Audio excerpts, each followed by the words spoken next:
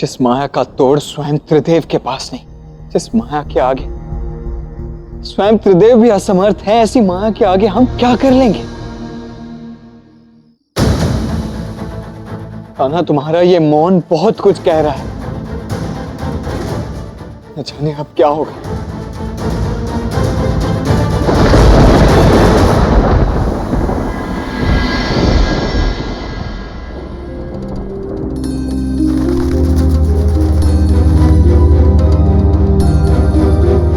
अरे वाह, श्री राम और सीता की कहानी का प्रभाव तो देखो शुका। नंद बाबा और काका से पहले ही यहाँ पर आ गए।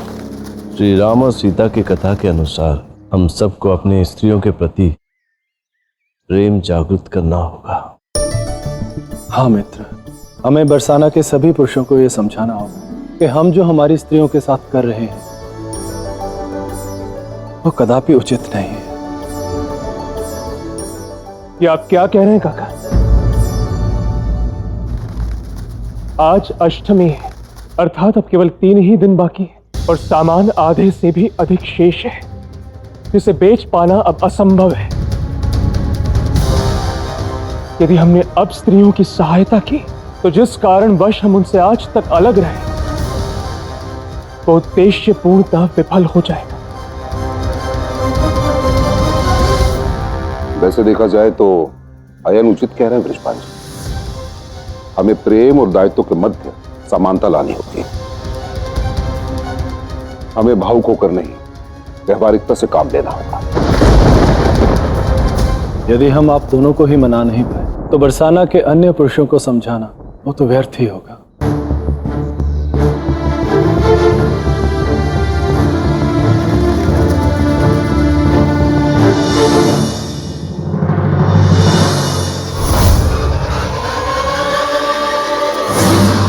हे नारायण, कदाचित मेरी कथा का इन पर इतना प्रभाव नहीं पड़ा, ये व्यवहारिकता से परे प्रेम के भाव को समझ पाए। ओह राधा, तुम फिर चिंता में आ गई। कृष्ण ने कहा है ना, अपने मुख पर केवल मुस्कान रखो। धन्यवाद शुका। तो जो कृष्ण कहता है और करता है, मैं भी उसी का अनुसरण करूंगी। कभी हार नहीं मानता, निरंतर रूप से प्रेम के सारे कर्म करता है। मैं भी वैसा ही करूंगी। अब मैं भी अपनी कहानी सबको सुनाती रहूंगी। वैसे शुका, पता नहीं क्यों, किंतु मुझे ऐसा आभास हो रहा है कि कृष्ण का पूर्ण सत्य जानने के मैं बहुत ही निकट हूँ। जैसे उसे हर समस्या का समाधान अंतिम क्षण में मिल जाता है, मुझे भी कुछ ऐसा ही आभास हो रहा है। राधे राधे। ये विस्थापन अस्त्र है, ऐसा अस्त्र तो महाबली कंस को विजय करेगा। अक्रूर, सही समय आने पर तुम्हें इसे बरसाना में चलाना होगा।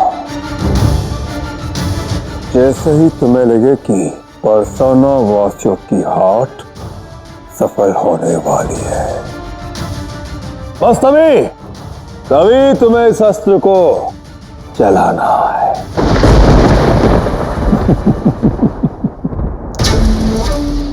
इस अस्त्र से पुरुष और स्त्रियां विभाजित हो जाएगी, किंतु इसमें देखो, इस अस्त्र का उपयोग सही समय पर ही करना है ताकि बरसाना वासियों की हाट असफल हो जाए। ये लोगों, वो कृष्ण इसका कोई तोड़ अवश्य निकाल लेगा महाराज। नहीं अक्रूर, इस बार वो कृष्ण कुछ नहीं कर पाएगा। ये कोई साधारण अस्त्र नहीं है, ये महामाया की माया है। इसका तोड़ तो स्वयं त्रिदेव के पास भी नहीं है।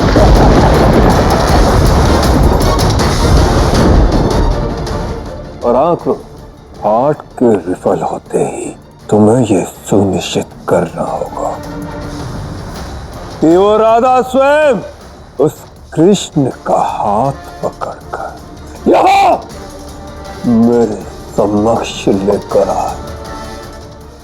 जो आ गया महाराज।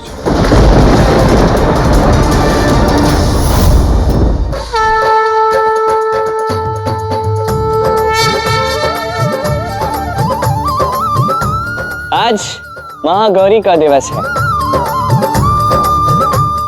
आज उनकी महापूजा होगी और मैं ये सबसे कहना चाहता हूँ कि आज यहाँ सभी पुरुषों को देखकर मैं अत्यंत आनंदित हूँ। ये देख के कि भले ही सारे पुरुष स्त्रियों का साथ इस कार्य में ना दे रहे हैं, कंस का सामना करने में उनके साथ ना खड़े हैं, इस भक्ति के दिवस पर, इस पूजा में आप लोगों ने इनका साथ नहीं छोड़ा। और ये यही दर्शाता है कि आपके मन में एक दूसरे के लिए कोई बैर भाव नहीं है। हाँ, प्रेम की थोड़ी कमतरता अवश्य है। तुम अपना ये प्रेम का ज्ञान अपने पास रखो कृष्ण, इसका बखान हमारे सामने मत करो। ठीक है, प्रेम की बातें न सही, किंतु कहानी तो सुना ही सकते हैं ना। आज मैं आप सभी को श्री राम और सीता की प्रेम गाथा का अगला चरण सुनाना चाहती हूँ। अब इसकी क्या आवश्यकता है राधा? तुम्हारी समस्या क्या है? पहले तो तुम भूलो मत कि यहाँ मुखिया जी के स्थान पर उनके सहायक के रूप में तुम नहीं बाबा हैं। इसीलिए यह कहानी सुननी है या नहीं सुननी है, इसका निर्णय बाबा लेंगे। बाबा आप कहिए। बेटी राधा, तुम कथा सुनाओ, हम सभी तुम्हारी कथा अवश्य सुनेंगे। हाँ पुत्री, सुनाओ। चलिए सब बैठ जाए।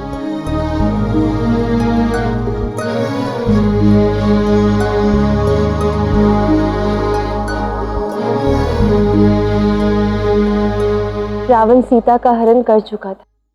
उसके पश्चात राम दुख के सागर में डूब गए थे। हर क्षण केवल सीता को ही ढूंढ रहे थे। सीते, सीते कहाँ हो तुम? सीते मेरी आवाज सुनाई दे रही है? भैया, आपने कब से कुछ भी ग्रहण नहीं किया। जब से भाभी माँ गई तब से आप केवल उनकी ही खोज में लगे हुए। क्षण भर रुक कर तनिक श्वास तो ले लीजिए। लक्ष्मण, सीता ही मेरा श्वास है, तो वही मुझसे दूर चली गई है तो मैं श्वास भी कैसे ले सकता हूँ?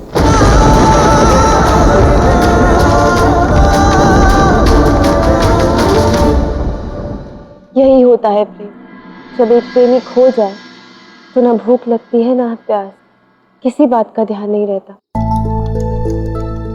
अपने प्रेमी की खोज ही हमारे जीवन का एकमात्र लक्ष्य बन जाती है। यही है परिशुद्ध प्रेम का प्रमाण। सीते, ऋषि, आपने मेरी पत्नी सीता को देखा कहीं?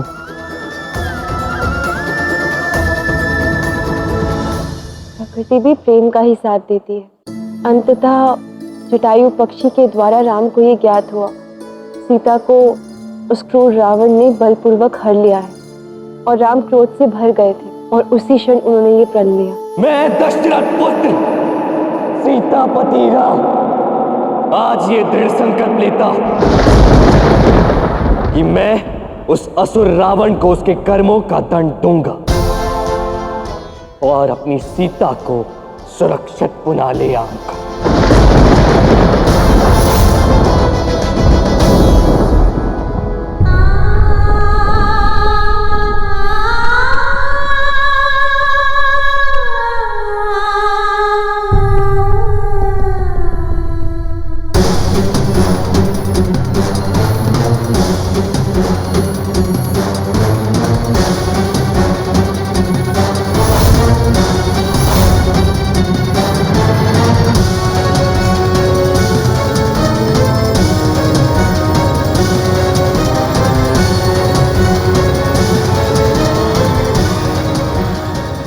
अंततः तुम वहीं आ गई जहां तुम्हें आना था, लंकापति त्रिलोक विजयी रावण के पास। देखो, नियति हमें पुनः एक ही स्थान पर ले आए। तुम्हारे देवर ने मेरी बहन की नाक काट दी। तभी मुझे ज्ञात हुआ कि रूपवती सीता वन में भटक रही है। वो राम कभी तुम्हारे योग्य था ही नहीं सीते।